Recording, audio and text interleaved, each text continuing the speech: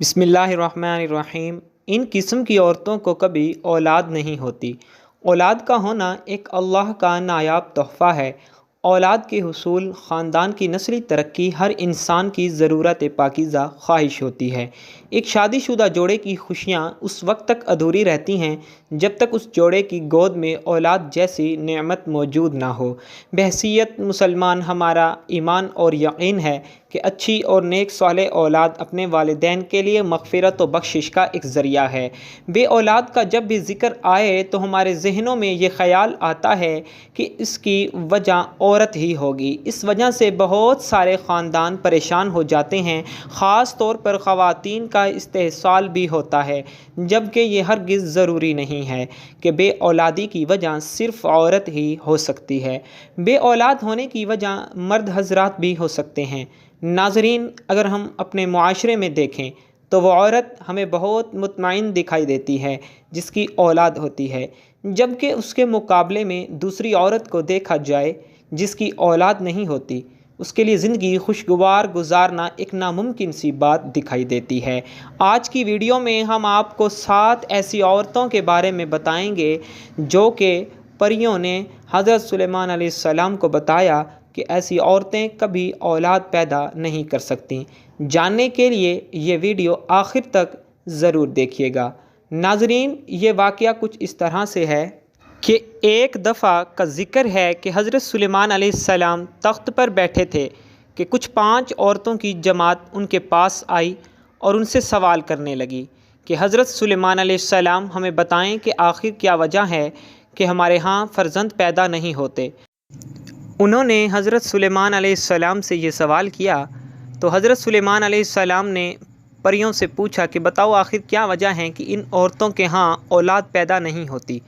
तो परियों ने बताया कि 7 तरह की औरतों के औलाद कभी नहीं होगी, जिसमें सबसे पहली औरत वो है जिसकी रहम उभरा हुआ हो, यानी उसकी बच्चादानी उलट जाती है, जिसकी वजह से मादा जगह पर नहीं रहता और ऐसा होने की वजह से उसकी औलाद नहीं होती। इसकी निशानी ये बताई जाती है कि जब हम बिस्तरी की जाती है इस दौरान इस औरत के सर में दर्द होता है, ये एक निशानी है।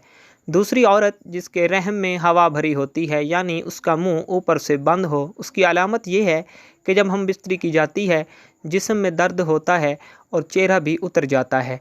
तीसरी अलामत इन औरतों की जिनको औलाद नहीं होती वो ये है कि उनके रहम में गोश्त ज़्यादा होता है, जिसकी वजह से इसका मुंह बंद हो जाता है।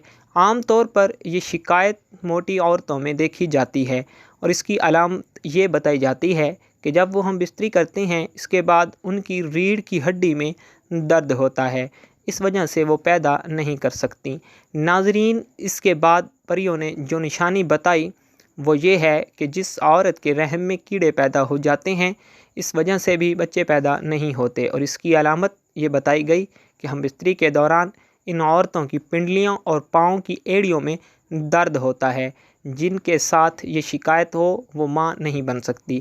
इसके बाद अगली निशानी ये बताई कि उनके रहम में गर्मी हद से बहुत ज़्यादा हो जाती है, खून मिलना बंद हो जाता है और मादा वहाँ ठहर नहीं पाता।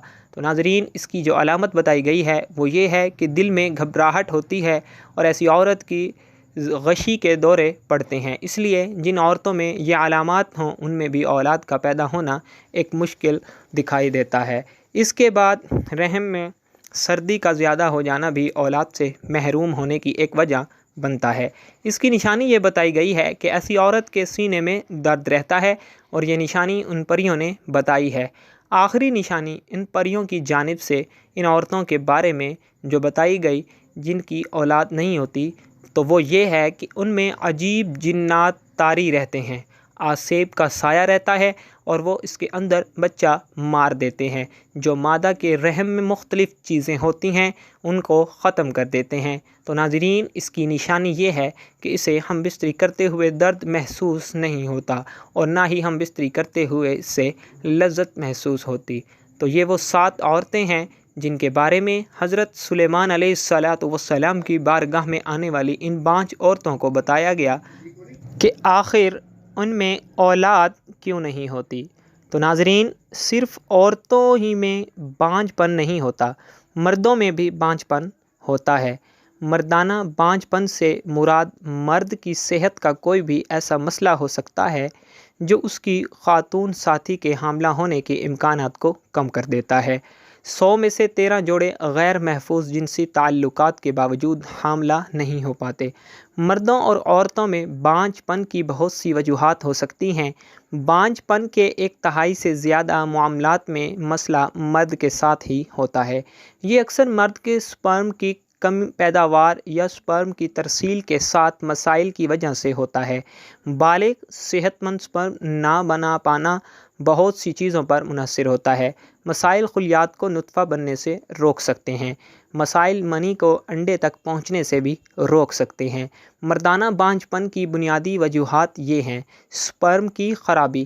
سب سے زیادہ عام مسائل میں نطفہ بنانے کے مسائل ہوتے ہیں، جیسے بعض اوقات بہت کم تعداد میں بنتا ہے یا بنتا ہی نہیں ہے، تو طرز زندگی کے انتخاب سپرم کی تعداد کو کم کر سکتے ہیں، جیسے تمباکو نوشی، شراب پینا اور کچھ دوائیں لینے سے بھی سپرم کی تعداد کم ہو سکتی ہے۔ مردانہ اعضاء کی بیماری میں رگیں سوج جاتی ہیں۔ یہ بانجھ مردوں میں زیادہ عام ہوتی ہیں اور خون کی مناسب نکاسی کو روک کر سپرم کی نشو و نما کو نقصان پہنچاتے ہیں۔ اندرونی انزال اس وقت ہوتا ہے جب منی جسم میں پیچھے کی طرف چلی جاتی ہے۔ وہ عضو تناسل سے باہر نکلنے کی بجائے آپ کے مثانے میں چلی جاتی ہے۔ ایسا اس وقت ہوتا ہے جب آپ کے مثانے کے اعصاب اور پٹھے جنسی عمل کے دوران بند نہیں ہوتے ہیں۔ منی میں نارمل سپرم ہو سکتا ہے، لیکن منی عضو تناسل سے خارج نہیں ہوتی، اس لیے یہ انضمام نہانی تک نہیں پہنچ سکتی۔ یہ بیماری ادویات یا اعصابی نظام کی صحت کے مسائل کی وجہ سے بھی ہو سکتی ہے۔ علامات میں انزال کے بعد عبر آلود پیشاب اور خشک انزال ہو سکتے ہیں۔ بعض اوقات مرد کا جسم ایسے جراثیم بناتا ہے جو اس کے اپنے سپرم پر حملہ کر دیتے ہیں۔ جراثیم اکثر چوٹ، سرجری یا انفیکشن کی وجہ سے بنتے ہیں۔ وہ نطفہ کو حرکت اور عام طور پر کام کرنے سے روکتے ہیں۔ یہ جراثیم سپرم کے لیے انڈے میں داخل ہونا مشکل بنا سکتے ہیں۔ ناظرین، یہ تھی کچھ ایسی وجوہات جو بے اولادی کا سبب بنتی ہیں۔ ناظرین، ہم دیکھیں تو عورتوں کو اس حوالے سے دیکھا جاتا ہے، قصوروار اٹھایا جاتا ہے، جبکہ ایسا نہیں ہے۔ عورتوں کی بجائے کبھی مردوں میں بھی نقص ہوتا ہے، لیکن ہمارا معاشرہ اس چیز کو ماننے سے قاصر دکھائی دیتا ہے اور اس بات کو تسلیم نہیں کیا جاتا، جو کہ بالکل ایک غلط بات ہے۔ بے اولادوں کے لیے انتہائی مجرب وظیفہ قرآنی وظیفہ آپ کو بتا دیتے ہیں۔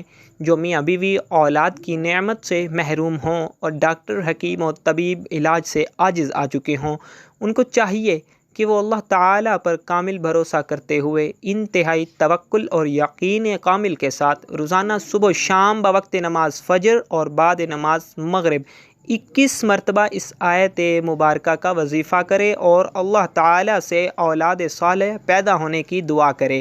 یاد رکھیں، اس عمل مبارک سے پہلے اور آخر میں 11 مرتبہ درود ابراہیمی پڑھنا ہے، تو انشاءاللہ تعالیٰ اولاد نرینہ پیدا ہوگی۔ اور قرآنی عمل مبارک یہ ہے جو کہ قرآن حکیم کی پارہ نمبر 21 سورۃ السجدہ کی آیت نمبر 7 سے 9 ہے، جسے میاں بیوی نے پڑھنا ہے جو اس مشکلات سے دوچار ہیں۔